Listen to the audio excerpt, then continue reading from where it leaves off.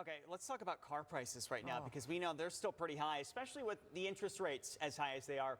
And if you're in the market for a new or used vehicle, it may be out of reach. That means every car, right? Hey everyone, welcome back to the channel.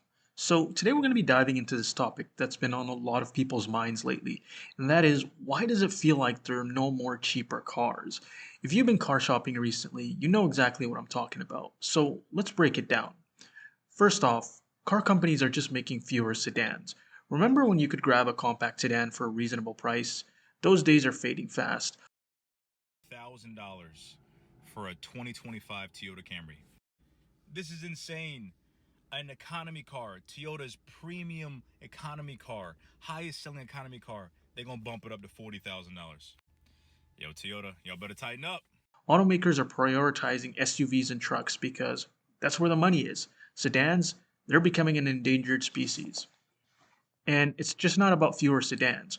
Automakers are also cutting down on lower trim options. I've been noticing that with a lot of the dealers in my area.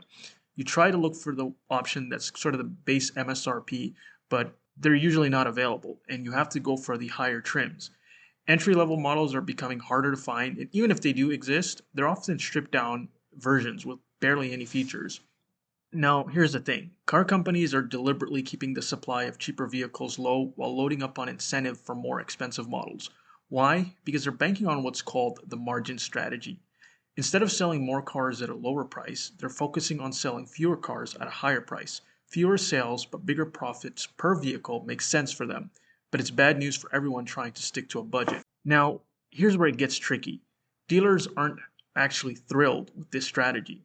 There are too many dealerships out there and they need to make sales, and usually they rely on volume.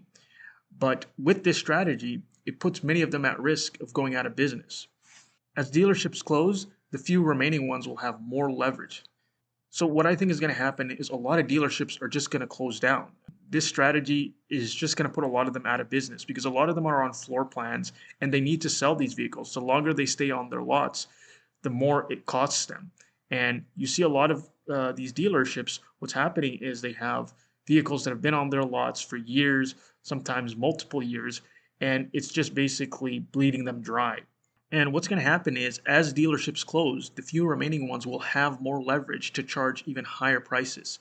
It's a vicious cycle, and automakers are betting big on this strategy, but it could reshape the entire car market, and not in a good way for consumers. So, what does this all mean? It means that the days of cheap cars are pretty much over. The market is shifting, and unless something changes, and I'm hoping it does, affordability is going to be slipping further out of reach. What do you guys think about this shift? Drop your thoughts in the comment section below. Don't forget to like and subscribe and hit the bell so you don't miss out on future videos.